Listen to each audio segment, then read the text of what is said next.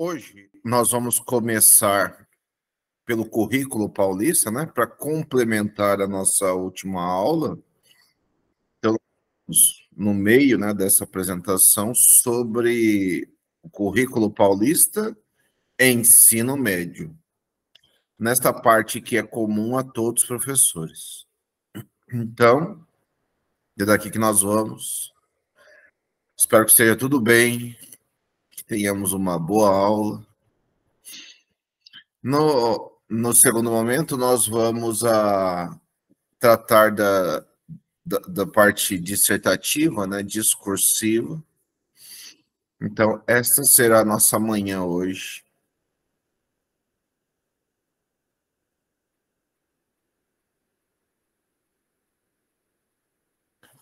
Bom, estamos falando do currículo paulista e tratando do ensino médio, né? Na última aula, nós olhamos as bases do ensino fundamental, anos finais. E agora, nós temos também, desde a última aula, olhado as bases do ensino médio. Dando continuidade, então, né? O ensino médio é a etapa que, se a gente olhar o passado, a gente olhava assim apenas um processo de qualificação para o trabalho, mas o ensino médio ele sempre teve historicamente uma dualidade, né? O ensino médio não sabia passado, espera-se que passado, o ensino médio não sabia se passava os estudantes para prestar o vestibular, se preparava os estudantes para prestar o vestibular, de um lado, e do outro lado se preparava, enfim, de alguma forma, diretamente para o mundo do trabalho. Então, sempre houve essa dualidade no ensino médio, né? Se ele prepararia para os vestibulares ou se prepararia para como uma terminalidade para o ensino médio. Então, essa dualidade presente agora, a única coisa diferente agora que tem, sinceramente, nem o nome é diferente, né? Porque falar de projeto de vida não é diferente. Mas a única coisa que tem diferente é dar um enfoque a esta coisa chamada projeto de vida. Então, nós vimos até aqui, né, olhando o ensino médio, o currículo paulista vai também reafirmar a necessidade de tratarmos do projeto de vida. Agora, o que é o projeto de vida? O projeto de vida é uma ação comum a todos os professores, que é isso que eu estou tentando dizer e dizendo, é uma ação comum a todos os professores. Projeto de vida é uma ação comum a todos os professores.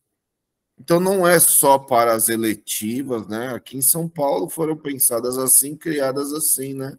Disciplinas eletivas. Não é só para as disciplinas eletivas, é para todos. Todos os professores trabalham diretamente com este projeto de vida. O que é o projeto de vida?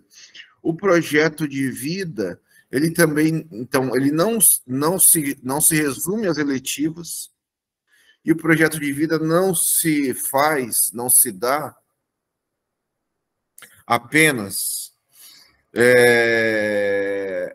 a partir de uma ideia, né? Ele se dá a partir de primeiro, uma ideia do que ele pensa da vida que venha do próprio aluno. Depois, problematização deste projeto de vida feito por nós, professores. Revisão deste projeto de vida, também feito pelo próprio aluno, pensando também em alternativas, né? Porque um projeto de vida, o que a gente deseja, o que a gente mais deseja, pode não exatamente dar certo. O que fazer se não dá certo? Então, as alternativas à primeira ideia de projeto de vida. Né? Problematização novamente dos professores. E assim vai este projeto de vida. E mais, como é que nós conectamos essas ideias de projeto de vida que se relacionam à vida do estudante que se relacionam à vida do estudante, que se relacionam àquilo que ele vai ser, portanto, não são exatamente profissionalizações não são. Então, não é encontrarmos uma profissão e olharmos essa profissão e falarmos dessa profissão, não é. Pode ser, mas não é só isso, pode ser qualquer coisa. Qualquer coisa problematizada pelos professores. E na última aula ficamos tentando dar exemplos. Então, talvez vou tentar lembrar aqui um que falei, né? Se o menino quer trabalhar com música, sei lá, quer trabalhar com samba, pagode, sei lá, com o quê? Com rap, não sei, com rock. Primeiro, ele nem precisa para isso, não exatamente, ele precisa fazer o ensino superior. Nós vamos trabalhar com eles quais os caminhos, quais os atalhos, quais as tentativas que ele tem que ir fazendo para tentar ser isso. Mas e se isso não der certo? Qual é a segunda alternativa? Qual a terceira alternativa? Projeto de vida é pensar a vida. E aí nós estávamos, né, neste momento aqui, né, de discutir este currículo, né, em que vai estar falando que nós exercemos uma pedagogia da presença. Nós, professores, exercemos uma pedagogia da presença. E aí está escrito aqui no currículo paulista desta forma, né? Vínculos, criar vínculos. Olha a palavra principal, a primeira ação do professor é criar vínculo. Vínculo. Então, nós não, sinceramente, é dizer também, nós não saímos dando aula logo de cara. Nós buscamos vínculo. Isto não é pouco, isto é fundamental. Mas, olha, é só... Que tipo de vínculo? Olha o que está dizendo. Vínculo de consideração, vínculo de afeto, vínculo de respeito, vínculo de reciprocidade entre o estudante e o educador. Nós buscamos. E aí, nesse sentido, tem que partir de nós, adultos, nesta relação. Então, criar vínculos. E olha, são vários tipos de vínculo entre o estudante e o educador. Os vínculos pautam a forma pela qual o estudante se relaciona consigo mesmo e com os outros. E agora veja o que aparece escrito no currículo paulista, olha as palavrinhas. No processo de aprender a ser, aprender a conviver, aprender a conhecer, que é o mesmo que aprender a aprender, que é estudar, né? Estudar é um elemento numa sociedade como a nossa para a vida inteira, porque o conhecimento muda. E 4, aprender a fazer. Os 4, está escrito, os 4 pilares da educação. Os 4 pilares da educação nascem na Declaração Universal de Educação para Todos, em 1990, propostos pela Unesco, pela ONU, pela Unesco. O Brasil é um dos países signatários, assinou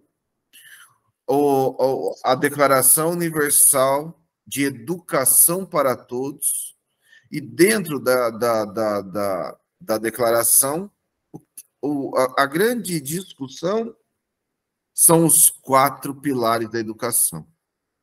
Então, onde quer que eu ande por aí há muito tempo, enfim, eu fico falando desta coisa. Olha, se você aprender com completude o que são os 4 pilares da educação, você entendeu o que é a educação brasileira. Você passa em qualquer concurso. Porque tudo gira em torno dos processos do aprender. A escola, então, eu, Anderson, estudei numa escola antes da Declaração Universal de Educação para Todos, antes dos 4 pilares. O que era essa escola? O que era essa escola sem os 4 pilares, sem esses 4 pilares? Era a escola, resumindo, era a escola da ensinagem. Ou seja, o professor ensinava só conteúdo pelo conteúdo. O conteúdo pelo conteúdo. Nós não conversávamos com o professor nem bom dia dava, nem boa tarde, nem boa noite, nem nada. Nós não tínhamos nenhum vínculo com os professores. A escola era um lugar estranho. Para mim, sempre foi. Espera-se que passado. O problema é que hoje ela continua esse lugar. Não em todo lugar, mas na maioria dos lugares ela continua este lugar estranho aos meninos, aos jovens. Muito estranho. Aos jovens. Então, como nós alteramos este processo? E aí, o que nasce em 1990? Os 4 pilares da educação, os pilares da aprendizagem. Por isso, aprender a ser, ter identidade, aprender a conviver, eu falo sempre, o mais difícil deles é a escola de relação, de solidariedade, de estar junto, como diz a LDB e a Constituição. De aprender, aqui está escrito assim, né? Aprender a conhecer, mas é o mesmo, que aprender a aprender, aprender a conhecer, aprender a aprender é a mesma coisa. Que é estudar, entender que é educação, estudar, entender que estudar é para a vida inteira. Por isso que eu mesmo digo, aprender a aprender, aprender a conhecer é aprender a estudar todo dia, meia hora por dia, até o último dia da sua vida. Não é para o concurso. É todo dia. Porque se você não estuda todo dia, ensinar você não ensina. Ensinar você não ensina. E aprender a fazer as coisas que ensinamos se relacionam com o contexto, com o mundo. Teoria conectada à prática. Prática conectada à teoria. Aprender a fazer. Se você aprendeu isso, você entende o que é a educação brasileira desde 1990. Lógico, de maneira dura, difícil, ruim, contraditória, o ensino superior, que prepara professores, não é assim, né? Muitas vezes é o abstrato pelo abstrato, é a teoria pela teoria. Por isso, o ensino superior brasileiro forma mal professores. Forma muito mal. Numa cidade como São Paulo, em que a maioria dos professores são formados em universidades particulares, pior ainda. Pior ainda. Porque só doido acha que a escola particular é melhor que a escola pública. A escola pública está 10 anos, 10 mil anos, luz à frente de qualquer escola particular. Inclusive para crianças, adolescentes, todas elas, todas as escolas públicas são melhores. Incrível, não? Incrível, não? Mas eu também quero só dizer assim, na verdade, os dados indicam, no Brasil, isso aí são dados. No Brasil, escolas públicas e particulares não são boas, são ruins. Não é a escola pública que é ruim, escolas públicas e particulares têm o mesmo nível, inclusive escolas da elite. Inclusive escolas da elite. Isto é dado, isto é posto. Isto é fundamental entender. Mas sigamos, né? Sigamos. Só rapidinho, um parêntese, né? Ontem fui convidado a assistir uma peça, né, de um professor, né? Um professor que ensina teatro, né, como disciplina eletiva numa escola de ensino médio do governo do estado de São Paulo, aqui no Capão Redondo. Olha, uma peça sensacional, maravilhosa, beijo no asfalto, fico me perguntando quando será que, se não fosse esse processo, ou seja, o trabalho deste professor, quando será que esses meninos teriam acesso a ler, estudar e interpretar numa peça de teatro longa, numa peça de teatro Nelson Rodrigues? Quando será? Será que essa escola, então, o que a escola precisa? Ela precisa ser recriada. O currículo paulista vai dizer isso. A escola precisa ser repensada, recriada. Então, é isso. Uma escola que trabalhe uma pedagogia de um professor presente, de um professor que ensina, né? Ensina e aprende, portanto, trabalha ensino-aprendizagem, que é isso que é a educação. Eu falei assim, né? A educação, antes de 1990, era só ensinagem. A palavra ensinagem não existe. Mas eu estou dizendo para você entender rapidamente junto comigo. A escola do passado era só ensinagem. O professor ensinava, ensinava, ensinava. O professor empurrava conteúdos. A escola pensada a partir dos 4 pilares da educação é uma escola de ensino-aprendizagem. Um professor ensina, mas ao mesmo tempo ele aprende. Um professor ensina, mas ao mesmo tempo ele aprende. Na escola onde sou diretor, em que nós temos bebês, a escola, eu falo dos bebês, porque os bebês é o jeito mais fácil de falar, né? Os bebês ensinam. Você imagina, então, os meninos no ensino médio com 15, 16, 17, 18, 19, 20 anos, ensinam muito mais. Ensinam muito mais. Olha a sequência aqui: as juventudes e o ensino médio. Conforme estabelecido nas diretrizes curriculares nacionais para o ensino médio, as DCNEM, não trabalhamos os estudantes como um grupo homogêneo. Os estudantes não são todos iguais. Porque nós trabalhamos, inclusive, já vimos aqui, as singularidades. Cada um tem a sua singularidade. Então, reconhecemos que eles são seres sociais, seres históricos, seres culturais, e nós consideramos os jovens como seres sociais, seres históricos, seres culturais. Isto não é pouco, está escrito num documento, por enquanto. Então, vamos aproveitar. Ser sócio histórico cultural. Olha, para quem não conhece, entenda, está escrito num documento. Falar de condição, partir de condição sócio histórico cultural, já é começar tratar num campo mais complexo da dialética e do marxismo.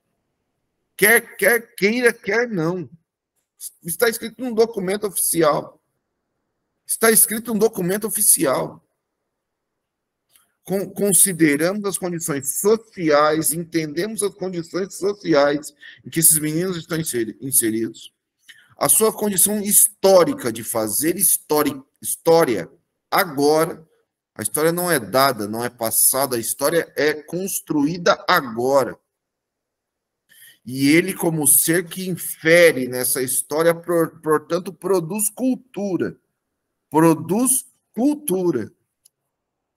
Então, este ser que não é homogêneo, ele produz ações singulares, produz ações que fomentam, e nós, né, nós fazemos ações que fomentam, que respeitam essas múltiplas culturas juvenis, múltiplas juventudes, reconhecemos os jovens como participantes ativos dessa sociedade. Jovens participantes ativos desta sociedade.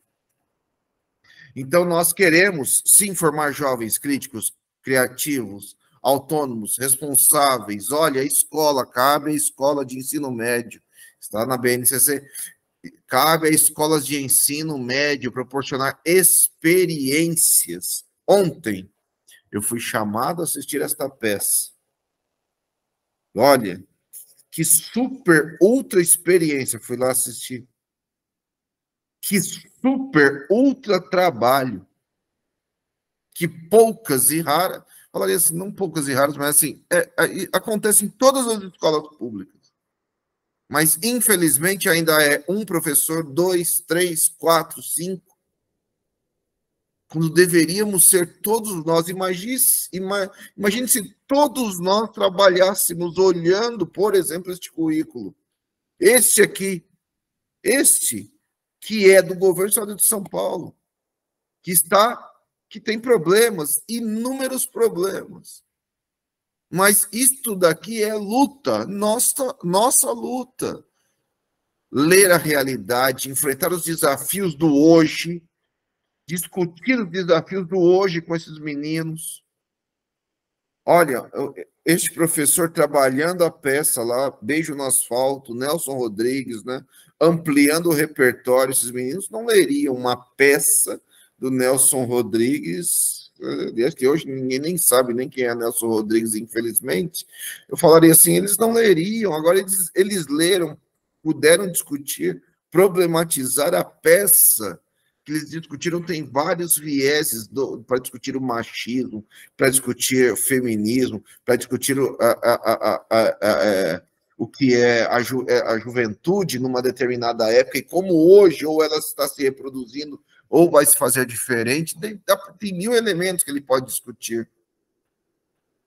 É discutir a realidade social. E o grupo social, então, jovem, 15, 16, 15, 16, 17 anos. Os grupos juvenis não constituem um grupo homogêneo, são grupos heterogêneos, que pensam diferente, que pensam de determinadas formas, que se encontram de maneira heterogênea, de maneira diferente. Entendê-los não é fácil. Eu só diria assim, né? Na última aula, eu falei assim, isso é um fato. Dar aula para o ensino fundamental, sexto, sétimo, oitavo e nono ano, é mais difícil que dar aula no ensino médio. É muito mais difícil que dar aula no ensino médio. Por que, Anderson, é muito mais difícil? Porque quando nós estamos no ensino fundamental, sexto, sétimo, oitavo e nono ano, nos anos finais do ensino fundamental, esses meninos estão mudando comportamentos, estão deixando de ser crianças para ser adolescentes. Quando nós trabalhamos no ensino médio, esta adolescência já está mais consolidada. Esta consolidação é a juventude. São as culturas jovens, as culturas juvenis. As culturas juvenis, elas são heterogêneas e muito heterogêneas. Ou seja, muito diferentes. Muito diferentes. Então, como é que nós olhamos sem estereotipá-los, sem tipificá-los, sem rotulá-los? Como é que nós olhamos esses jovens a partir da diversidade? É preciso, então, que a escola acolha essa diversidade e busque propiciar experiências que garantam ao estudante um lugar, a escola como lugar de encontro, a escola como lugar que eles queiram ir, a escola como lugar que eles queiram ficar. A escola como lugar acadêmico, e não lugar, escola, olha isso, não é escola como lugar de passagem, não é. Anderson, o que é a escola como lugar de passagem? É que o menino vai assistir aula e vai embora. Vai para a escola, assiste a aula e vai embora. Vai para a escola, assiste a aula e vai embora. Não pode ser. tem que ser um lugar em que ele queira ficar. Veja como é complexo. A escola como lugar acolhedor onde ele queira ficar. Escola como lugar acolhedor em que ele queira ficar. Porque essa escola o respeita. Respeita o que eles são, respeita suas características, o olha de maneira integral, como está dizendo aqui o tempo todo. Essa escola repensa, olha aqui embaixo, repensa a organização dos espaços, repensa suas práticas, dialogam melhor com esta juventude, identifica os interesses desses jovens, identifica suas vulnerabilidades. E ao fazer este processo de maneira completa e crítica, acolhe esta diversidade de ser jovem, das juventudes. E ao acolher, então, permite que seja esse lugar de, aqui está dizendo, de excelência acadêmica. Não é, mas de novo, não é fácil, não é simples, não é, mas é necessário. É valorizar o potencial dessa nova geração. Um dia, estou dando aula, essa história agora conto, né? Isso foi porque foi agora, né? Agora há pouco tempo. Estou dando aula, e aí uma das professoras que está tendo a aula estava com a filha. A filha tinha, assim, uns 11 anos, 11, 12 anos, né? Talvez a professora não tivesse com quem deixá-la, tudo mais, acabou levando para a aula, né? E é chato, né? Porque a minha aula é, enfim, uma aula para adulto, né? Então é uma aula chata, meninos olham, ficam, nossa. Tudo bem, então você, durante a aula, eu estou dando a aula, a professora está lá anotando, igual você está aí agora, anotando, prestando atenção, tal, fazendo só isso, né? Porque ninguém faz duas coisas ao mesmo tempo. Ninguém faz duas coisas ao mesmo tempo. Ninguém faz duas coisas ao mesmo tempo. Enfim. Estava lá anotando, a professora anotando, mas a filha dela estava lá do lado. Então a filha dela estava uma menina, né? Não estava lá para aquilo, estava lá porque precisava acompanhar a mãe, talvez não tivesse com quem ficar. E a menina então estava inquieta, ficava sentada, deitava em duas cadeiras assim, encostava na mãe. Às vezes parecia que estava quase dormindo, não sei se estava. Às vezes olhava, ficava olhando. Ao final daquela manhã, daquele dia, esta menina, então todo mundo está indo embora, esta menina chega e fala assim, alguma coisa assim para mim. Professor, fala para mim, deixa eu falar isso, fala assim, né? Professor, posso fazer uma pergunta? A mãe dela fala um pouco assim, não, não. E eu falei, pode, lógico, pode, deve. Eu já estava até fechando o olho, que eu pensei, nossa, ela vai falar que aula horrível, que eu talvez perguntaria alguma coisa assim, né? Porque para uma criança, minha aula é pensada para adulto, para uma adolescente é horrível. Mas ela perguntou a seguinte coisa, ela perguntou assim, ela perguntou assim, professor, lá na escola, um professor de educação física pode. Três fazem bagunça na sala. O professor de educação física pode cortar a aula de todo mundo, cortar a aula de todo mundo, ou seja, não ir para a quadra, cortar a aula de educação física de todo mundo por conta desses três. Olha, e aí tive que ficar lá um pouco, quase meia hora explicando do meu jeito, né? E ela entendeu muito bem. Lógico que não. Lógico que não. A escola não é o lugar da punição. A escola não é o presídio. A escola não é o hospital. A escola é o lugar do encontro. A escola é o lugar do encontro. Falaria até com todas as letras, se o professor precisa criar algum tipo de punição, até tudo bem. Mas que não fira quem não tá envolvido. Por quê? Esta é uma aula, negócio da quadra, até porque sai um pouco da sala, deste ambiente. Todos esperam muito. E esse tipo de ação do professor, com meninos de 11, 12 anos, adolescentes, ela não gera bons frutos, não dá certo. Porque ele vai causar a revolta de, sei lá, vamos pensar que tenha 30 alunos, de 27.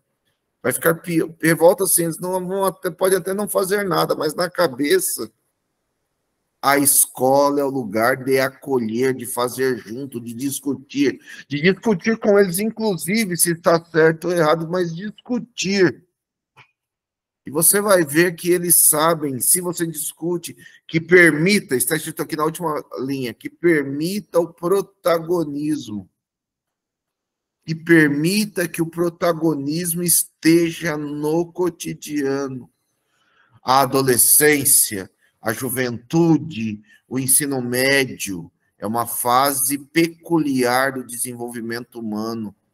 E olha o que diz aqui na sequência: trata-se de uma época de muita plasticidade, porque as estruturas cerebrais estão se reorganizando. Esta aqui é uma discussão do campo piagetiano. Piaget vai discutir que o cérebro é algo plástico, tem uma plasticidade. Piaget, à sua época, não teve condições de atestar isso de maneira significativa ou geneticamente, no sentido científico, mas nos últimos anos, inúmeros estudos mostram que o cérebro tem uma plasticidade. Ou seja, se você faz todos os dias a mesma coisa, é como se seu cérebro diminuísse de tamanho, porque está sendo pouco utilizado.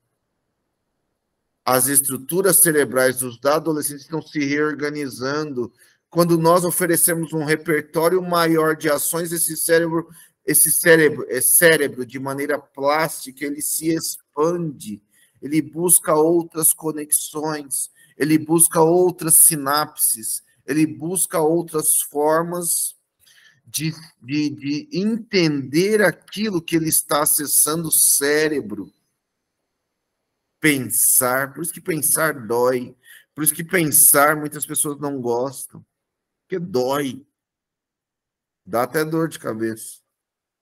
Então, o cérebro envolve uma plasticidade, mudanças, promove mudanças. O ser humano, em sua tendência natural, não gosta de mudanças. O ser humano, em sua tendência de ação natural, não gosta de mudança. O que está acontecendo com o adolescente? Ele está adolescendo, está em processo de construção, de mudança. Não é fácil para eles, como não seria fácil para nós. E aí, olha, está escrito aí, né? Olha, aprendem com o ambiente. Se o ambiente é rico, o cérebro enriquece conexões, sinapses, enriquece plasticamente e se expande. Se o ambiente é pobre em repertório, em aprendizagem, o cérebro diminui. Só dos estudantes, não, nosso também. Nosso também. Nosso também. Por isso que eu uso o termo que os meus alunos que me ensinaram, né? Existem professores. Nós já vimos aqui autores que estão no nosso concurso falando assim, prefiro chamar de educadores. Só para falar assim, olha, é mais do que ser professor, é ser educador. Mas eu quero dizer, hoje eu quero até dizer um pouco diferente, igual meus alunos dizem, né? Então, não é fácil superar o professauro. Professauro, ele dá aula em outra era. A mesma aula que ele dava há 30 anos, há 50, há 100 anos, ele está dando agora. Mas, Anderson, qual o problema? Anderson, qual o problema? Eu falo, qual o problema? O problema é que os professauros hoje têm 20 anos de idade. Professauro hoje tem 20 anos de idade. É um fenômeno sensacional. O professauro hoje tem 20 anos de idade. Deixa eu falar uma coisinha. Eu vou falar bem baixinho, bem baixinho. porque eu não gosto, né? Mas é assim, nas minhas redes sociais eu publiquei ontem, né? Ontem, né? Nós tivemos essa notícia sensacional, maravilhosa, assim, 8 anos de livramento. 8 anos de livramento. Publiquei esta coisa lá. Não é que eu recebo várias mensagens de vários professores, que eu só tenho professores comigo, né?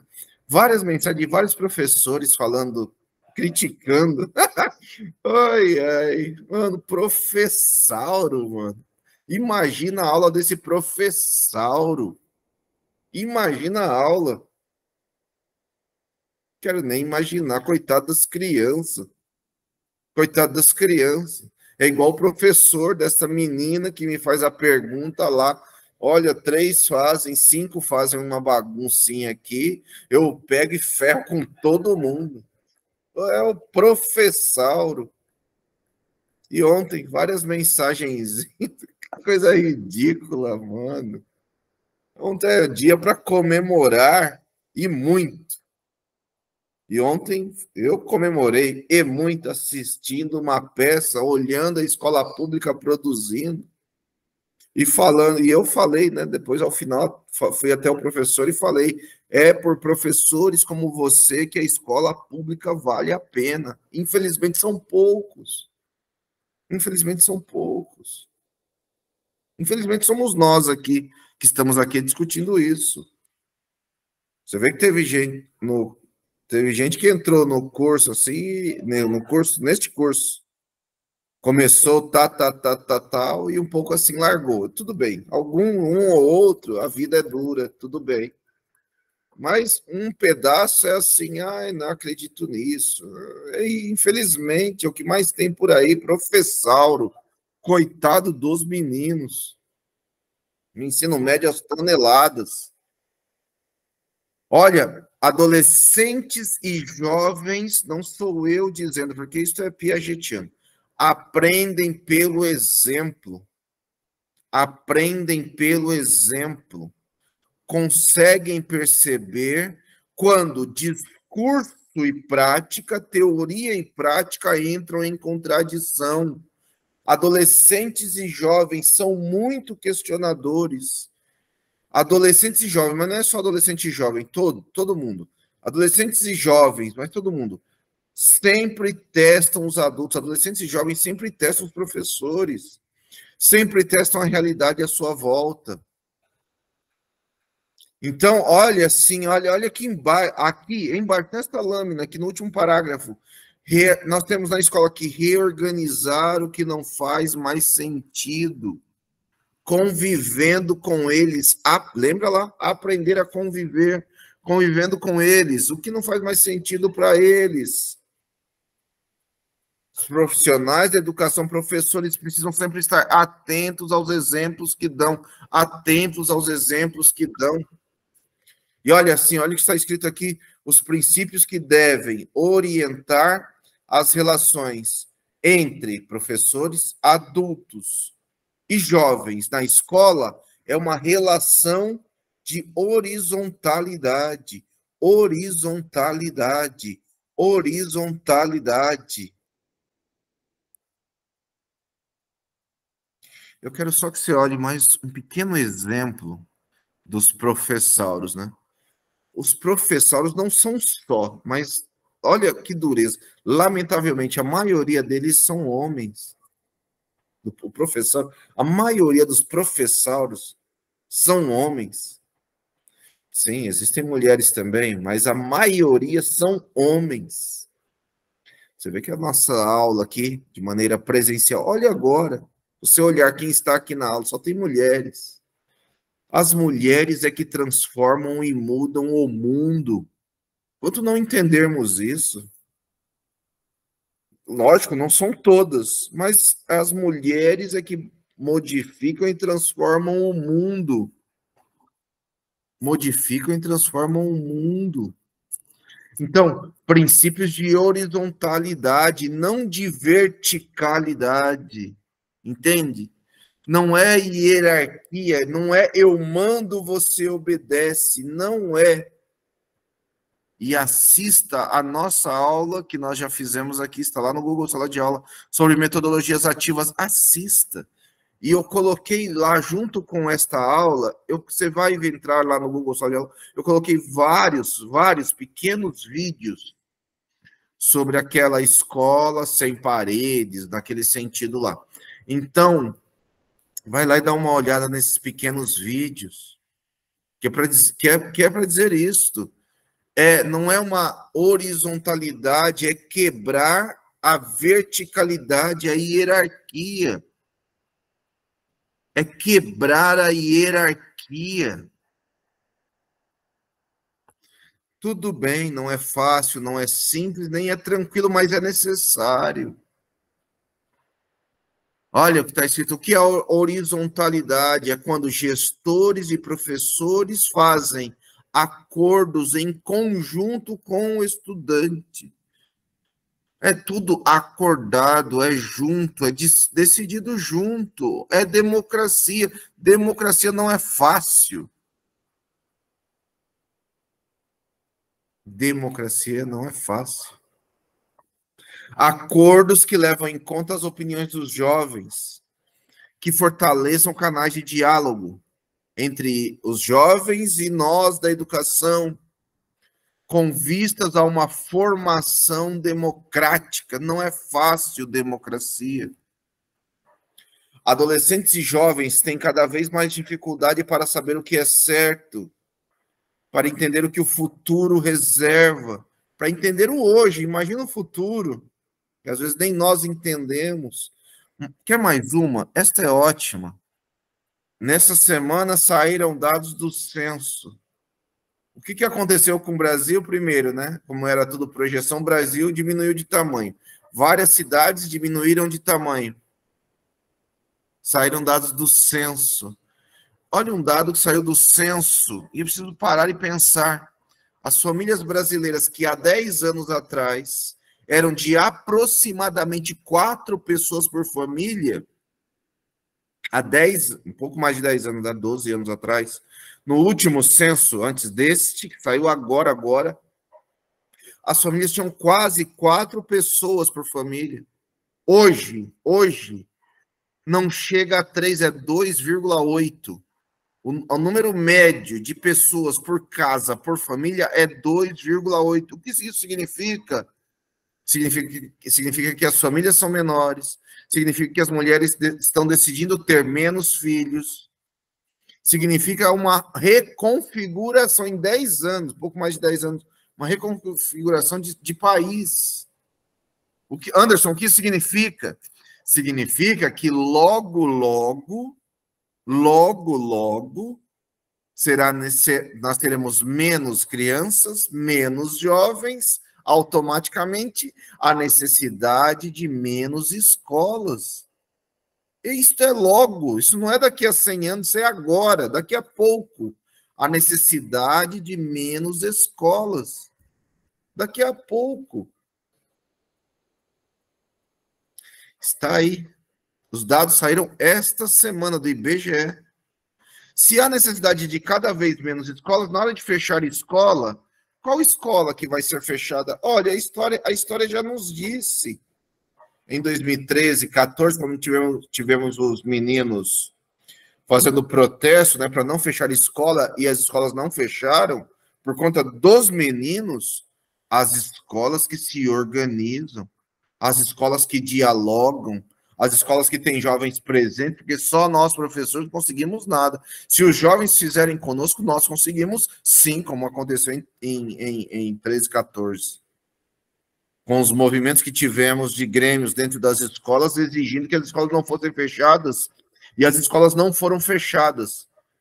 Não foram fechadas, não só naquele momento, e não foram fechadas até hoje. Até hoje. Quem conseguiu isso fomos nós, professores? Não.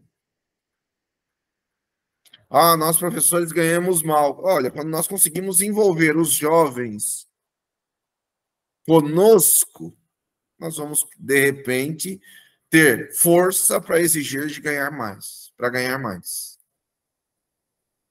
Adolescentes e jovens têm dificuldade, como é que nós compomos com eles?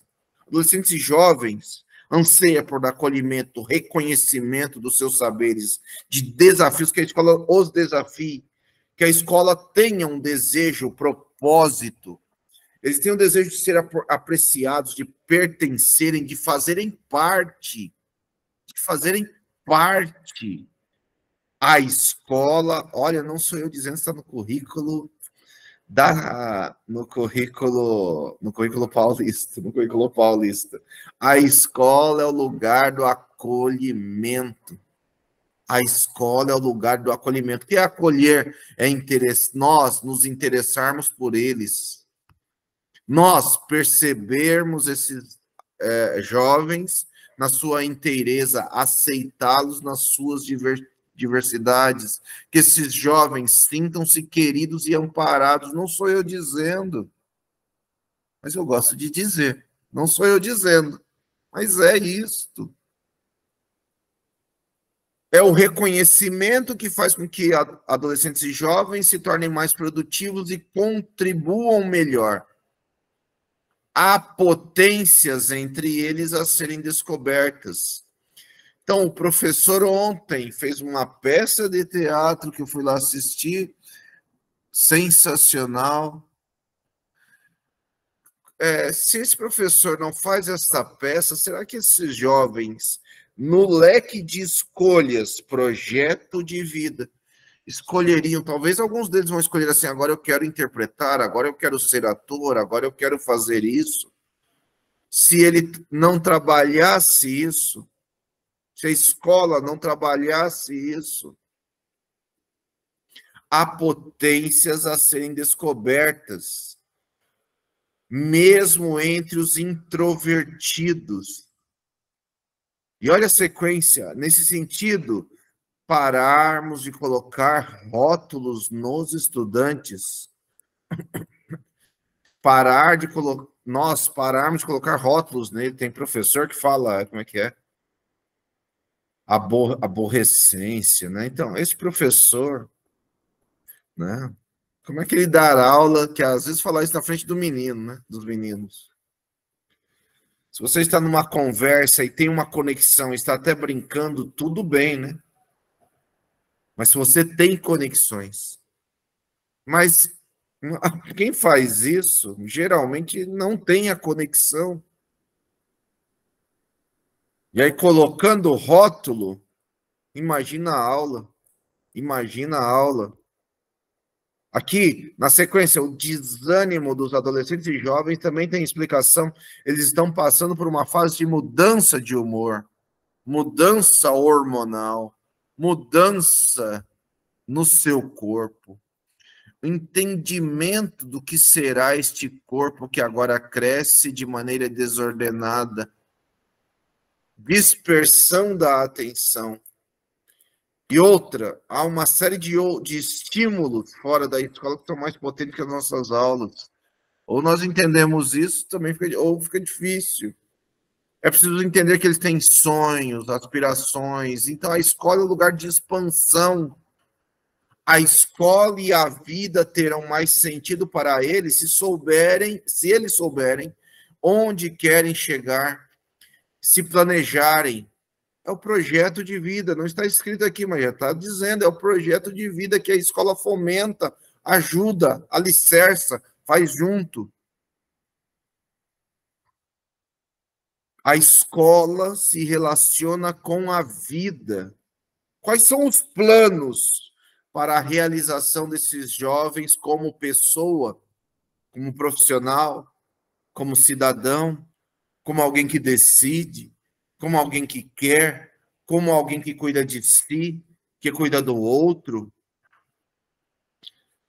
Os jovens da atualidade são nativos digitais, portanto, vivem, de certa forma, mergulhados na tecnologia.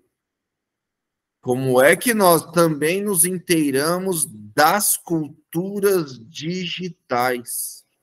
Como é que a escola entende que a internet não é só uma ferramenta? A internet não é apenas uma ferramenta, a internet não é um instrumento, a internet agora é uma forma de ser, é uma forma de estar no mundo. É preciso discutir a internet, os problemas da internet, os problemas da relação na internet, das relações na internet. Discutir o que alguns autores chamam de netiqueta, ou seja, quais são as questões éticas que envolvem a internet. É preciso discutir, e não serão os pais que discutirão. Então, se nós estamos discutindo o mundo e esse jovem está mergulhado no mundo digital, é necessário discutir o mundo digital, a rapidez do mundo digital, o porquê da rapidez do mundo digital. É preciso. Nessa próxima semana, nós vamos olhar também a política paulista, né? Tem uma política paulista de educação inclusiva, que diz respeito à inclusão de pessoas com deficiência. Então, aqui o que diz aqui, né? A inclusão educacional voltada a pessoas com deficiência, e o termo é este, pessoa com deficiência. Se você precisar escrever, é assim que você escreve, pessoa com deficiência. Não existe, olha, não existe mais, já existiu, mas não existe mais. Não existe portador de deficiência. Ninguém é portador de nada. É pessoa com deficiência. E olha, é fácil, hein? É assim, pessoa com deficiência, porque é uma pessoa que está com essa deficiência. O termo pessoa vem antes, porque antes de ser deficiente, ela é pessoa. Então, pode ser criança com deficiência, pode ser adolescente com deficiência, pode ser jovem com deficiência, pode ser estudante, aluno com deficiência. Mas você veja que o termo pessoa vem antes do termo deficiência. A deficiência, ela exige outras formas de ensinar. A educação especial, a grande questão que envolve a educação especial é entender que envolve outras formas de ensinar. Então, nas próximas aulas, nós também falaremos da educação especial de maneira mais direta, mas ela já aparece aqui no currículo paulista. Então, a escola tem que olhar, porque ela terá meninos com deficiência. E olha, do jeito que o mundo está, de certa forma, é um número crescente, porque há vários fatores da sociedade atual, em especial esses ligados, por exemplo, ao mundo digital, que dispersam a atenção, que criam outras relações e que geram hoje, hoje, né, com mais informação, nós conseguimos localizar mais pessoas, enfim, com deficiência. Nós atendemos nas nossas aulas, nós lutamos por um olhar universal para atender a deficiência. É fácil entender isso. Se até agora nós estamos olhando esses jovens como diferentes, heterogêneos, a heterogeneidade, a diferença que trazem as pessoas com deficiência é parte do processo. É parte do processo, é riqueza, é busca por equidade, é entender que as diferenças fazem parte da vida. Então, veja que, além de falar dessa questão de inclusão da pessoa com deficiência, porque as deficiências podem trazer uma identidade também. Um exemplo, Anderson, eu era diretor de uma escola né? Foi por mais de uma década, diretor de uma escola polo bilíngue para surdos. Era uma EMEF, O IMF, né, uma escola de ensino fundamental, enfim, normal, mas normal, assim, que recebe todos os alunos, normal, como qualquer outra escola. Eu não era uma escola especial, quero dizer assim, não era uma escola especial. É isso. Não era uma escola especial, não era.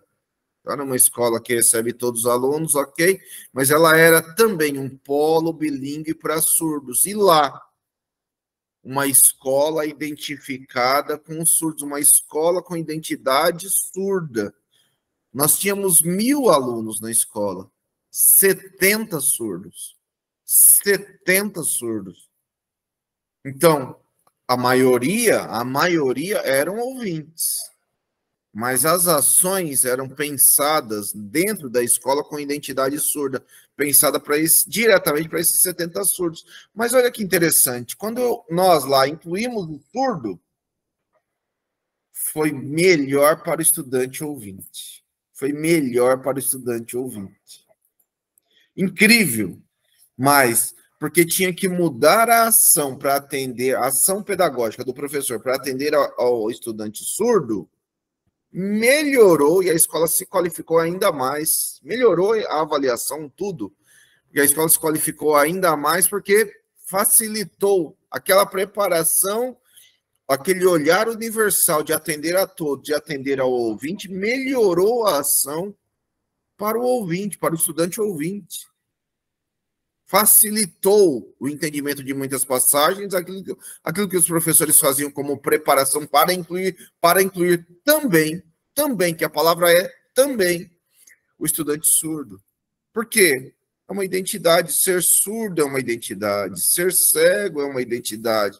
As deficiências também trazem identidade. As deficiências também trazem identidade. Identidade que hoje, por exemplo, eu não sou uma pessoa com deficiência, mas de repente pode acontecer algo comigo e amanhã eu virar. Nós não estamos fora. Qualquer pessoa, qualquer um de nós pode acontecer alguma coisa e nós amanhã virarmos uma pessoa com deficiência.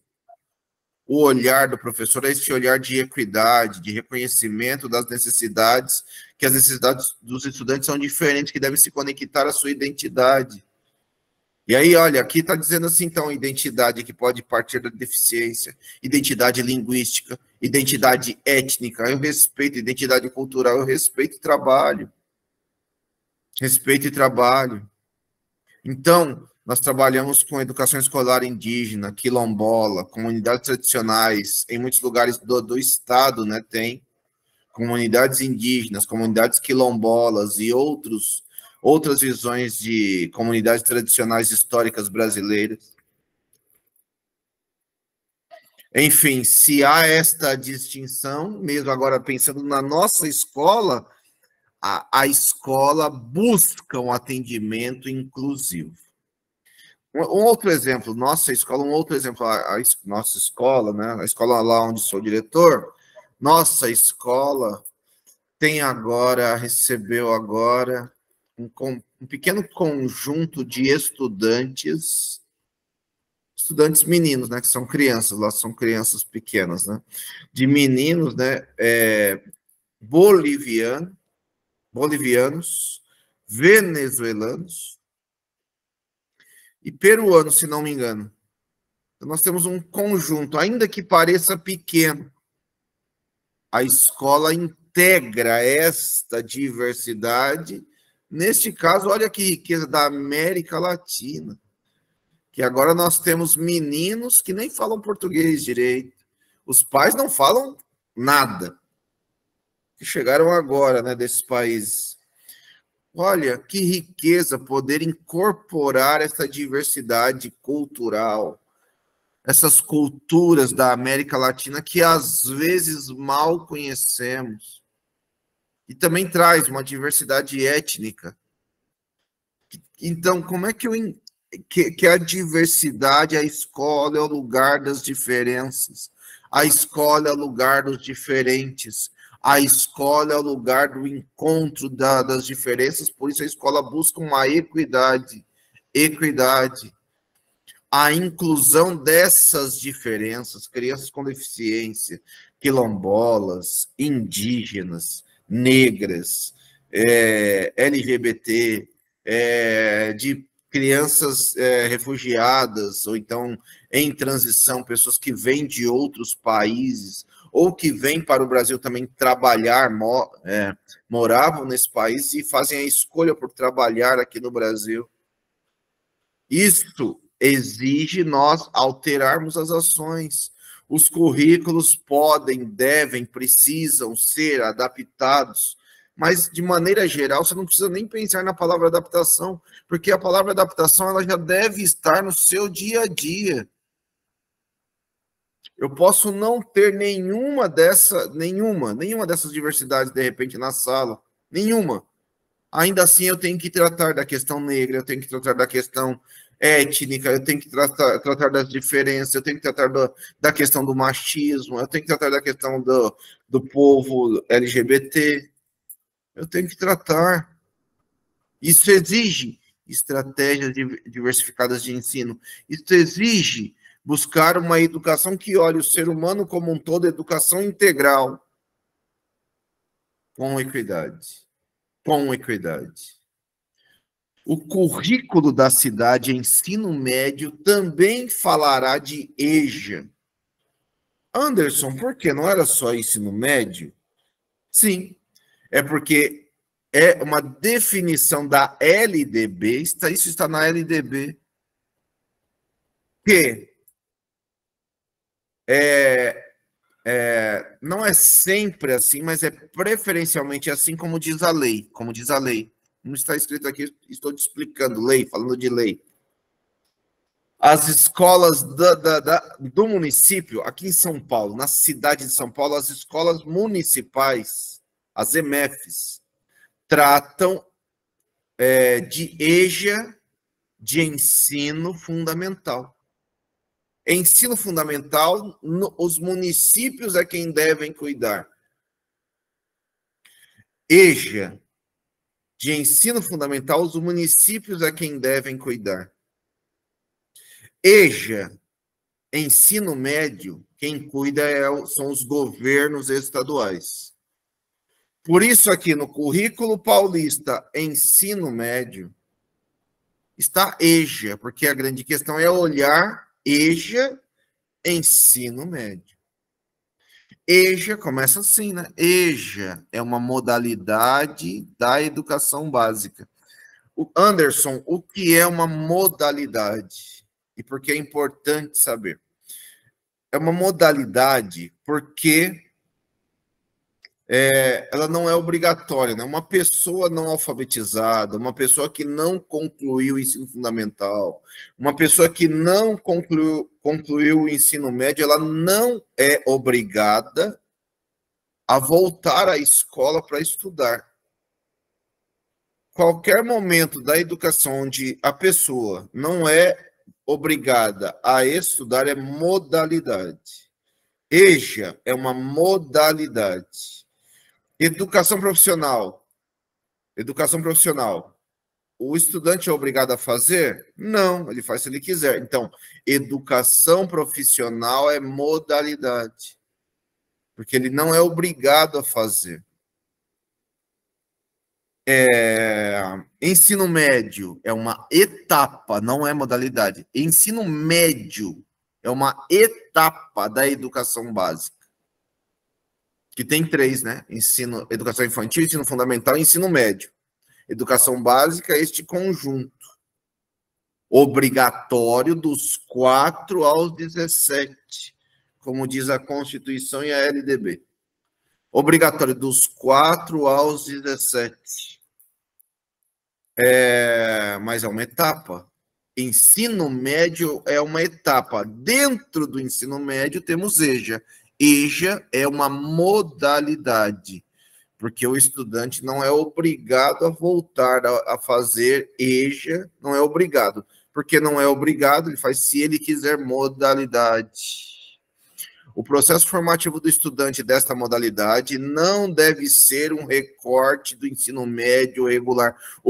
Guarda essa. o processo formativo do estudante de EJA, ensino médio, não deve ser um recorte do ensino médio regular. Não é um recorte, não é a mesma coisa. Trabalhar com meninos de 15, 16, 17 anos é diferente de trabalhar na EJA. Os documentos sobre EJA no Brasil só dizem isso. Nós vamos às escolas, vemos outra coisa, às vezes, geralmente. A escola EJA de ensino médio, o que se ensina numa escola que tem EJA de ensino médio, dar aula para adultos não é o mesmo que dar aula para adolescentes. Dar aula para adultos não é o mesmo que dar aula para adolescentes. Guarda essa que isso é importantíssimo. Dar aula para adultos, diz todos os documentos. Dar aula para adultos não é o mesmo que dar aula para adolescente. E aí, veja, tudo bem, é a mesma coisa num sentido, mas é outro público. O público EJA, jovens e adultos EJA, ele já tem mais de 18 anos, porque o ensino médio obrigatório é 15, 16, 17. Então, depois dos 18, se a pessoa quiser não concluir o ensino médio, pode voltar para a escola. EJA, modalidade, o estudante quer, ele volta. Mas ensinar para ele com 18, 19, 20, 30, com 40, com 50, com 60 anos, não é o mesmo que ensinar para meninos. Olha o que diz o documento. EJA aqui no meio, EJA significa oferecer um modelo pedagógico próprio. EJA é EJA. EJA não não se ensina na educação de jovens e adultos, na EJA, como se ensina jovens de 15, 16, 17 anos. Por quê? Aí temos que voltar antes aqui no primeiro parágrafo. Porque esses estudantes de EJA já experimentaram diversos papéis sociais, eles têm diversas outras experiências, já exerceram responsabilidades no âmbito do trabalho, já tem, muitos deles, a maioria, já tem família, já tem filhos, já convivem em outras esferas sociais, outros grupos sociais, portanto, são diferentes. Vamos aqui ao segundo parágrafo, coloquei o termo até com uma letra maior, grifado aí, olha. EJA significa oferecer um modelo pedagógico próprio a partir da andragogia. O que significa andragogia? É a ciência que orienta como o adulto aprende. O adulto aprende de maneira diferente. A andragogia, Paulo Freire só tratou de andragogia. Paulo Freire só tratou de andragogia. Este é um exemplo, o maior deles, né? Paulo Freire, para falar de educação EJA, quando fala de EJA, a menor parte do estudo do Paulo Freire, do que ele fez na vida, é sobre EJA. É que tem gente que acha que Paulo Freire é só EJA, mas é a menor parte do que ele fez na vida. Paulo Freire só tratou de andragogia. Só tratou de andragogia. Ensinar o adulto é diferente. Então, é necessário trabalhar com práticas educacionais, com abordagens metodológicas ativas, contextualizadas, cuidadosamente pensadas e preparadas para EJA. EJA. Metodologias de ensino que envolvem as metodologias ativas, ou seja, com o estudante mais presente, com o estudante participando mais, com o estudante falando mais, ajudam a diminuir a evasão escolar na EJA, que é grande. Por que é grande? Porque o estudante volta, ele volta por vontade própria, mas chega na escola e ele encontra aquela mesma escola que o excluiu no passado. ele encontra a mesma escola que o excluiu no passado. Então, tem que ser atividades criativas, que conectem disciplinas, que ultrapassem a visão fragmentada do conhecimento. Já falamos isso daqui 1000 vezes. Está lá no ensino médio, mas está aqui na EJA de ensino médio também. Que assegure intervenções interdisciplinares, encontro de disciplinas dos professores. Então, exige um trabalho sistematizado, interdisciplinar, leituras diversas, entendimento diversos, cultura local, valorização da cultura local, conectada com a cultura global, conectada, né? Alguns autores chamam de glocal. É um olhar a cultura local e a cultura global com várias interconexões. É conectar ainda mais, em especial a partir da presença deles, o mundo do trabalho, a partir daquilo que eles já viveram, o mundo do trabalho. E entenda, olha aqui escrito no currículo paulista. Mundo do trabalho não deve ser entendido como ensino profissionalizante, não é preparar para mercado. Mundo do trabalho abrange o que é atual, abrange a atualidade, um mundo globalizado, um mundo ainda muito dependente do trabalho humano e um mundo que envolve direitos e deveres dos cidadãos. Direitos e deveres dos cidadãos. EJA, aqui fala das linhas gerais, né? Que são linhas gerais. Educação inclusiva no ensino médio, educação inclusiva no ensino médio, que inclui todas as diferenças, mas também as diferenças das crianças, dos adolescentes, dos jovens com deficiência. EJA de ensino médio, primeiro, porque o Estado cuida da EJA de ensino médio. Essa é a incumbência do governo, dos governos estaduais. EJA, e oferece EJA, preferencialmente EJA de ensino médio. Então, EJA exige andragogia, pensar em como e ensinar e entender que o adulto aprende de maneira diferente, até porque ele já vivenciou muitas coisas. E agora aqui vai falar assim, olha, também tem que ter cuidado na transição do ensino fundamental para o ensino médio. É uma transição. Não é se vira, já tem 14 anos, já se vira. Não é se vira, é fazer a transição. E olha, falar de transição do ensino fundamental para o ensino médio, transição do ensino fundamental para o ensino médio, exige uma coisa que raramente acontece. As escolas dialogarem. As escolas dialogarem. Raramente acontece. Então, o que tem acontecido às vezes é a escola de ensino fundamental é uma escola dialógica, chega na escola de ensino médio, a escola é autoritária.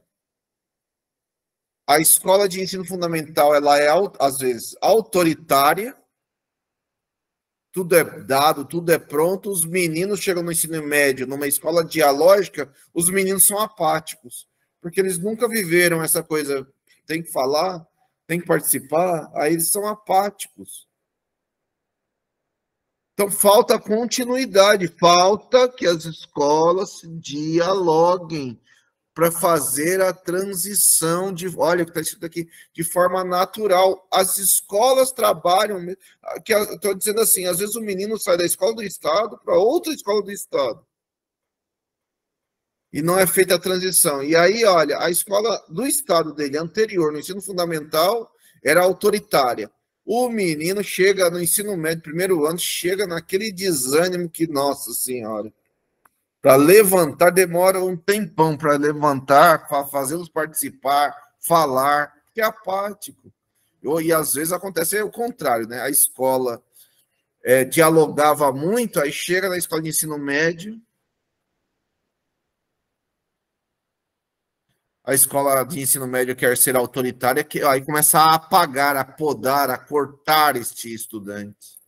Ele chega rico, com vontade de aprender ainda mais, a escola vai podando, cortando, ele vai desanimando no processo. Mas, Anderson, não é isso que mais acontece, não são essas coisas que mais acontecem. O que acontece é o menino chegar não sabendo nada e bagunçando e continuar bagunçando. Acho que é pouco isso, talvez mais aconteça, né? É assim, então tá faltando trabalho, né? Se o menino chega, não sabe nada de nada, não tá afim de nada, já vinha no processo de fazer bagunça e agora continua. Significa que está faltando o nosso trabalho no ensino fundamental e no ensino médio, e no ensino médio, e no ensino médio. Enfim, a escola faz uma transição porque ela olha esses seres humanos, então essas escolas dialogam. A escola de ensino fundamental precisa dialogar com a escola de ensino médio. Então, nesta passagem, não vai dizer nada diferente do que nós já dissemos aqui, mas tem que ser em continuidade.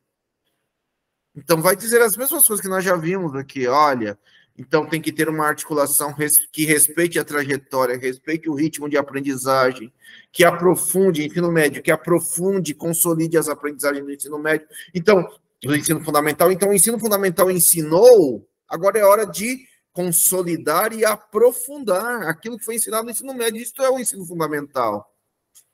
E aí, olha, aqui vai dizendo, já dissemos isso, mas aqui repete, né? A escola precisa ser, tanto no ensino fundamental, de maneira mais simples, tanto no ensino médio, e de maneira que as duas escolas dialoguem, que tenha investigação, pesquisa, análise crítica, capacidade de argumentação, de falar, de abstrair, de pensar, de refletir, interpretar o mundo, de ser criativo, de resolver problemas. Todas essas são palavras-chave centrais. Eu espero que você esteja anotando no seu caderno, na última página do seu caderno aí, palavras-chave. Todas essas são palavras-chave gigantes.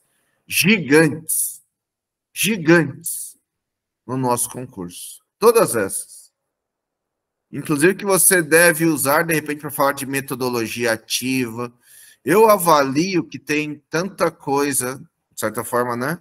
Falando de metodologia ativa no nosso concurso, que uma das duas perguntas discursivas deve ser sobre isso, ou isto.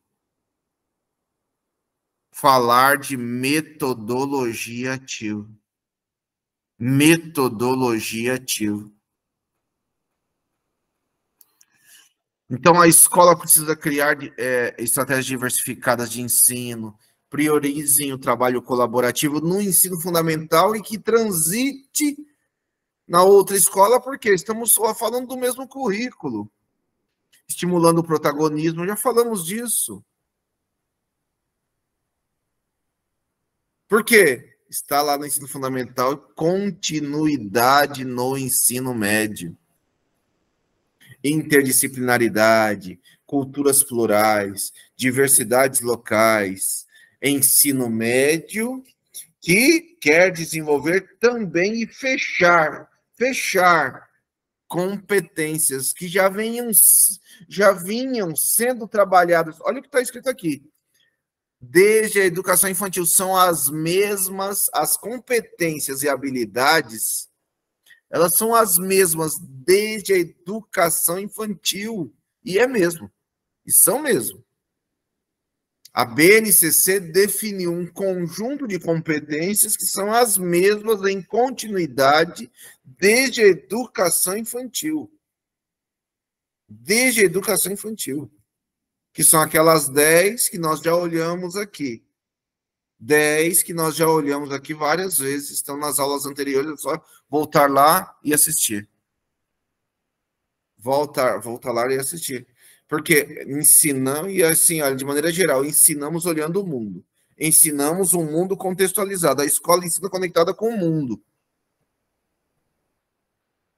Falaria com todas as letras, não por isso ou por aquilo. É necessário discutir. O assunto de ontem, que vai ser assunto deste final de semana, vai ser esse daí do inelegível, né? Agora ele tem nome. Do inelegível. A escola tem que parar com os estudantes, nem que seja um pouquinho, mas tem que parar de discutir. O que é inegibilidade? O que é se tornar inelegível? O que é ferir as leis? O que significa ferir as leis? O que significa ferir as leis? Significa que está morto? Não, porque outros que foram se tornaram inelegíveis estão vivos até hoje. E foram só 3 presidentes que se tornaram inelegíveis, né? Collor continuou no poder. Lula está no poder. E agora, esse daí de sexta-feira. Então, o currículo paulista se organiza de maneira diferente do ensino médio. Então, ele está dizendo aqui o seguinte: nós temos, e agora vai, e aqui vai fechar, né, o que nós temos para o currículo paulista ensino médio. Nós temos as mesmas competências desde a educação infantil. Só que na educação infantil elas se organizam de um jeito, mas são as mesmas competências.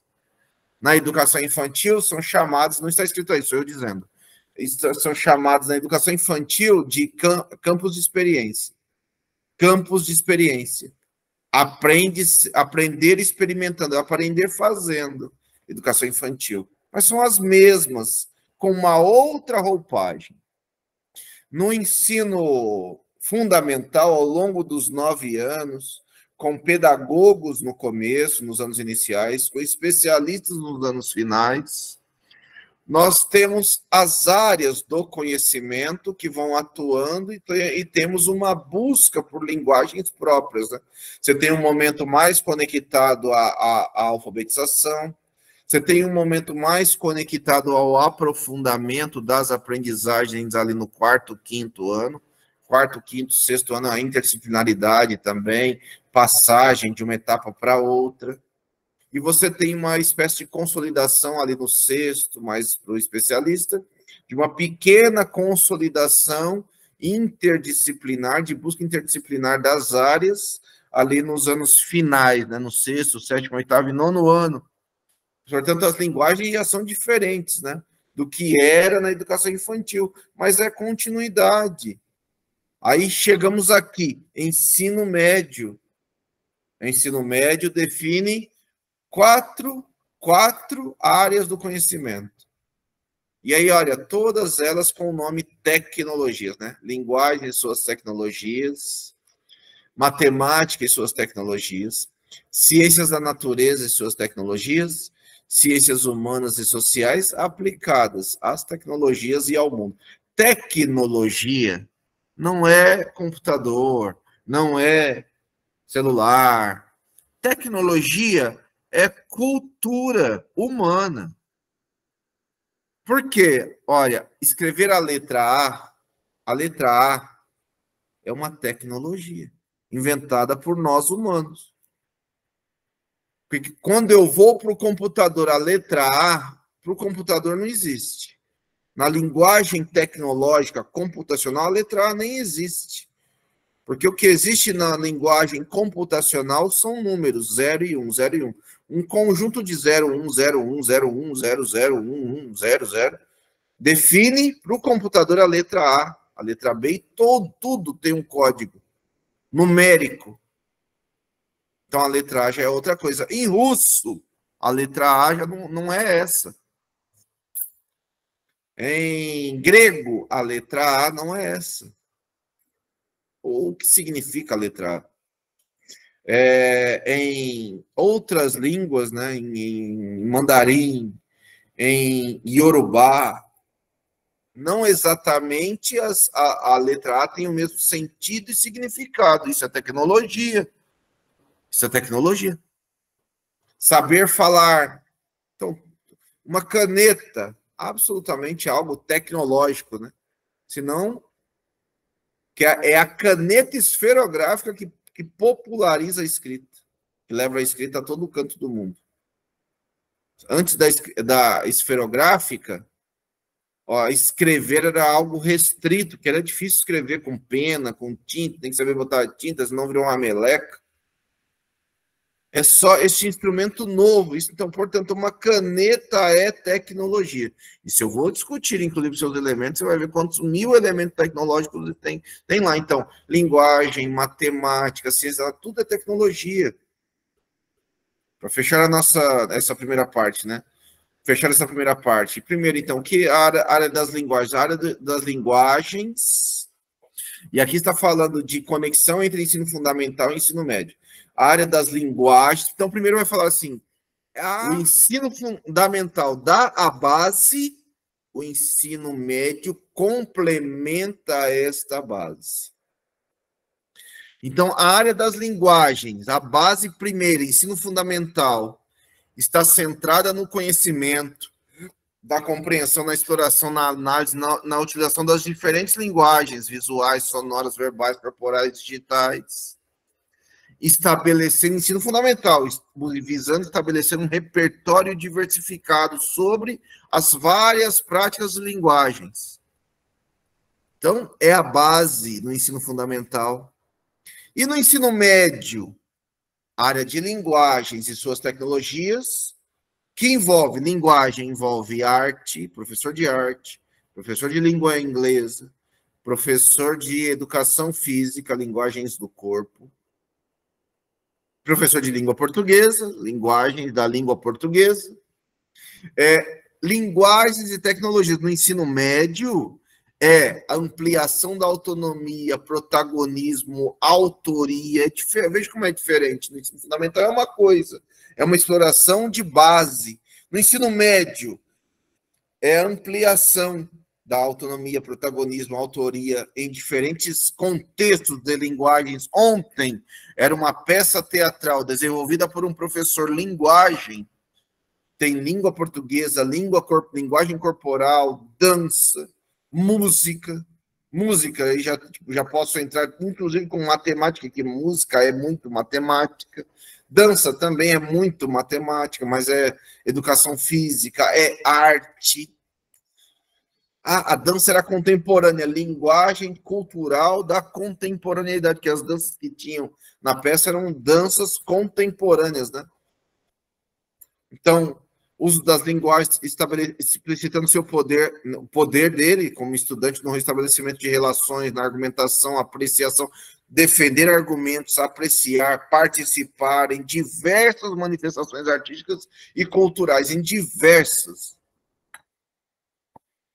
E com o uso criativo de diversas mídias. Então, veja como o ensino médio tem que ter uma transição, porque há uma base no ensino fundamental e no ensino médio, ampliação desta base. Ampliação. Área das linguagens. E na área da matemática? Olha, na área da matemática, no ensino fundamental, como é que é a base?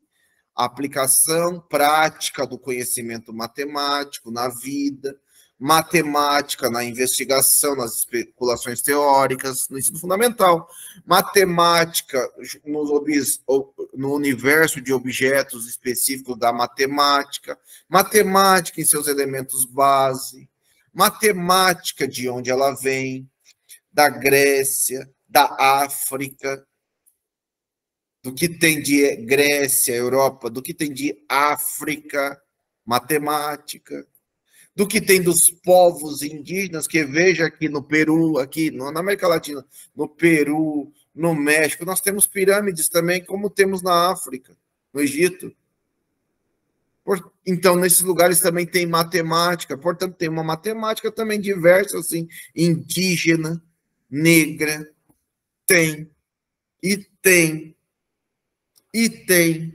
Meu celular, que é o símbolo do meu, um pouco assim, do meu projeto, ideias e tudo mais, tem um sankofa, né? Que é um elemento da cultura africana, né? Veja, se você andar nos bairros por aí, e como historicamente, hoje, agora cada vez menos, mas na história, os ferreiros eram escravos, na história, os ferreiros que vêm depois eram ex-escravos, ensinavam isso também de maneira contínua na família. Até hoje, você anda nos bairros e vê sancofa em vários portões. Em vários portões. Por quê? Porque é um conhecimento ancestral repassado. Que aí você vai olhar nos portões, sabe, tem aquelas curvinhas assim, ó, que você vê nos portões? Aquelas curvinhas, elas são exatamente sancofa. Sankofa. Então, isso é parte do entendimento da fé,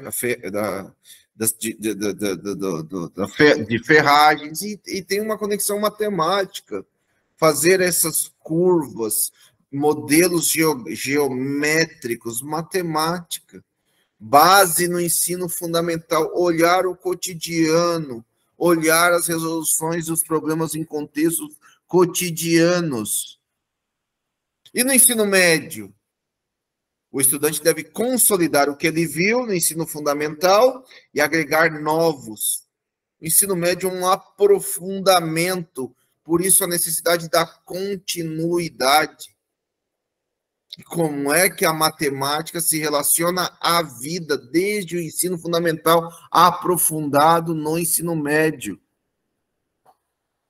Porque porque também há um aprofundamento no ensino médio, que já vão entrar muitos elementos matemática, muitos elementos de geometria, igual eu falei agora de Sankofa, que você vê no cotidiano, que você vê na arquitetura, que você vê no dia a dia, na rua, e é matemática, porque é geográfico, mas entra também, por exemplo, uma disciplina que os alunos costumam detestar, porque deveria ser fantástica, mas é feito muito mal, que é física.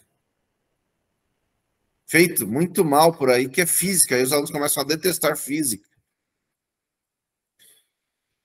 Ciências da natureza, no ensino fundamental, propõe a investigação científica, olhar o que é científico, como a ciência ela é relativa, como a ciência ela é provisória, como a ciência ela pode ser questionada, como a ciência muda, como a ciência está em todos os processos, como a ciência nos fez chegar até aqui, como a ciência gera mais vida, né?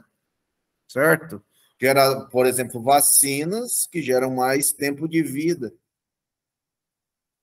Então, problematiza-se o mundo natural, cuida-se do mundo natural também, da natureza, ecologia, socioecologia, o que é o racismo geográfico, né, causado pelo plano diretor, por exemplo, o que é todo esse processo que envolve a geografia racista que nós vivemos, os negros na periferia, os ricos no centro, onde está o trabalho, tudo isso é ciência da natureza. E começa ali no ensino fundamental. E no ensino médio, conectado com isto, ciências da natureza, suas tecnologias, que tem uma ampliação também, tem uma ampliação dos conhecimentos. Como é que é essa ampliação? Porque agora nós vamos ter biologia, química. E eu já disse aqui no nosso último encontro, por exemplo, química não é, nunca foi, também não é. Talvez um dia muito no passado, já foi. Não é decorar elementos da tabela periódica. A tabela periódica é um elemento de consulta. E só. E só. Outra coisa, sabe? Outra coisa. Só para voltar na matemática, assim, não é uma matemática de decorar tabuada. Não é uma matemática de decorar fórmula. Matemática, desculpa voltar. Não é uma matemática de decorar fórmula. Não é de decorar nada. É de entender. Entender os porquês. Então, ok, então, agora, ciência da natureza não são as ciências da natureza para decorar coisas, decorar tabela periódica, decorar elementos químicos, decorar o que tem dentro da ameba. Isso não serve para nada. Se eu quero saber isso, eu consulto em 1 segundo o celular. E eu tenho que ensinar o estudante a consultar. Porque isso é só informação. É entender os porquês. Porque se eu estou vivo aqui, é porque tenho química em mim presente agora, e por isso que eu estou aqui em pé. E se não tiver, estou morto. que tem elementos biológicos dentro de mim, inclusive bons, negativos e positivos dentro de mim, de você, de qualquer um aqui. Por isso estamos vivos. Porque se a gente tiver só coisa boa dentro da gente, dentro do nosso corpo, só coisas positivas, entre aspas, só coisas positivas, a gente morre também. Se a gente tiver só coisa negativa, a gente morre também. Então, há uma discussão sobre este encontro de positivo, negativo, ciência, força, energia, potência. Então, discutir modelos, fenômenos, fazer previsões, olhar a vida, olhar o mundo, olhar o cotidiano, ciência da natureza de maneira ampliada e aprofundada no ensino médio. E, por fim, área de ciências humanas e sociais aplicadas no ensino fundamental. No ensino fundamental, de maneira geral, olha, se resume a história e geografia. No ensino fundamental se resume a história e geografia. Então, no ensino médio, no ensino, ciências humanas e aplicadas no ensino fundamental, então vai falar de identificar, analisar, comparar, se localizar no tempo, no espaço, se localizar no mundo, entender a paisagem, entender o que vê, entender por que aqui é favela e lá não é, por que aqui tem pobre e lá tem rico, por que tem rico, classe média, entender quem nós somos, entender por que chegamos aqui, mas de maneira base, ensino fundamental. E no ensino médio, aprofundar.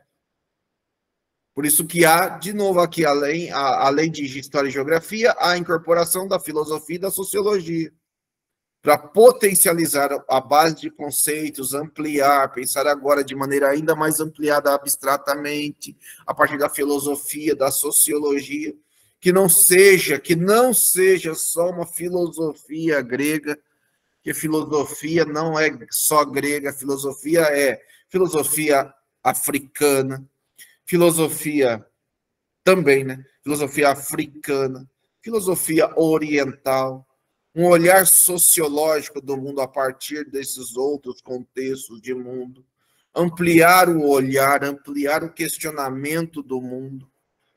O ensino médio é transição com o ensino fundamental, porque ele vai pegar o que está no ensino fundamental e vai aprofundar. Portanto, já tem que ter um trabalho que começa a consolidar saberes do ensino fundamental. As escolas precisam dialogar para consolidar. E veja aqui no final, né? O que é essa consolidação no ensino médio? A consolidação é o projeto de vida. A consolidação é o projeto de vida. Então, é imprescindível que antes, nas etapas anteriores, no ensino fundamental, se valorize, que isso é isso, né? A etapa anterior ensino fundamental, comece a valorizar a escolha do estudante e se comece a estimular um protagonismo, sua presença para os desafios pessoais e coletivos que ele vai enfrentar na vida. Mas é no ensino médio que ele tem a possibilidade de consolidar as bases, de viabilizar este projeto, de entender este projeto de vida. É o ensino médio que se centra no projeto de vida. Portanto, o currículo paulista considera que todos os estudantes são capazes de aprender. Esperamos que nós, professores, também. Um monte por aí, infelizmente, não. Consideramos que todos os estudantes são capazes de aprender, independentemente de suas características pessoais, seus percursos, suas histórias, todos são capazes de aprender, cada um à sua maneira. Então, eu entro na sala, eu tenho 20, eu tenho 30, 40, 50, 60, 70, não interessa quantos eu tenho. Todos são capazes de aprender, mas cada um tem um caminho. Cada um tem uma trajetória, cada um tem uma especificidade, cada um precisa ser acolhido, entendido, estimulado a trabalhar de maneira autônoma. O ensino médio consolida todos esses processos, olhando a sociedade do hoje, a sociedade contemporânea, a cidadania do hoje, olhando a vida hoje, consolidando isso num projeto de vida. E eu repito o que foi dito na última aula, o que está dito nesse documento, que projeto de vida não se liga, se não se conecta somente à profissão. Projeto de vida se conecta à vida. Então, quem vai dizer que vida que o estudante quer é ele, não você. Ele vai dizer quais são seus desejos, sonhos, o que você quer ser. Que ele precisa começar a ser questionado sobre isso no ensino fundamental. No ensino fundamental, ele nem tem os elementos para pensar ainda, porque ele ainda não tem. Então, há uma dificuldade em entender assim, o que ele vai querer ser. Mas no ensino médio, a gente tem que questionar e fazer junto. Se será uma profissão para alguns, se será outra profissão para outros, se será o que ele diz, não é isso, não é aquilo, é outra forma de ser, tudo bem. E você vai questioná-lo, você vai problematizar. Questioná-lo não é bater nele, questioná-lo é perguntar que outras alternativas. Eu quero ser isto, como falei na última aula, né? Quero ser, sei lá, o menino fala, quero ser jogador de futebol. Legal, tudo bem, vamos pensar qual o caminho para ser jogador de futebol. E consolidar e problematizar tudo isso. E, inclusive, dizer as coisas boas e ruins, né? Do que significa ser jogador de futebol. Porque ser jogador de futebol é meia dúzia só que ganha bem. A maioria ganha muito mal, se é que ganha. 500 mil de profissionais federados no Brasil, no campo de futebol. Dá para dizer que, olha, desses 500 mil, não deve chegar a 5 mil o número de jogadores que ganha bem. Não deve chegar. Não deve, não chega, né? Não é. Então, precisa problematizar. Problematizar não é destruir, né? Não é destruir, né? Que a gente consolida, tem que fazer isso, aquilo, isso e aquilo, isso e aquilo, tem que isso, tem que tentar isso, tem que tentar aquilo, tem que fazer. Você consolida com ele o plano A, mas tem que pensar um plano B, um plano C, um plano D. Falaria assim, um plano D. Os meninos precisam ser questionar que tipo de pais eles vão querer ser. Plano D. Que alguma hora podem virar pais ou não. As meninas podem virar mães ou não. Que tipo de mãe elas vão querer ser? Quando? Precisa pensar, discutir, entender o que elas pensam. Quando será que elas vão querer ter filho? Que elas tomem as decisões nas suas vidas sobre seus corpos e não outras pessoas. Mas eu voltaria lá no plano B. No plano B, ele quer aí, de repente, uma outra profissão, uma outra forma de ser. O que eu estava falando do futebol é que para o futebol eu não preciso de ensino superior, né? Então é outro caminho. Não precisa de ensino superior. Eu não preciso prepará-lo para vestibular. De repente, lá só no plano B. No plano B eu quero ser professor de educação física. Aí precisa de ensino superior. Não deu certo futebol, vou ser professor de educação física. Então, aí precisa de ensino superior. Então, tem que pensar outro caminho também. Ou vou querer ser outra coisa. Então, ele fala assim, não, eu vou querer ser, se não der certo isso, futebol, eu vou querer ser mecânico. Para ser mecânico, depende do que, mas mecânico assim, mais simples, não exatamente precisa de ensino superior. O ensino superior pode ajudar, mas não necessariamente precisa. Então, quais são os caminhos para aquilo?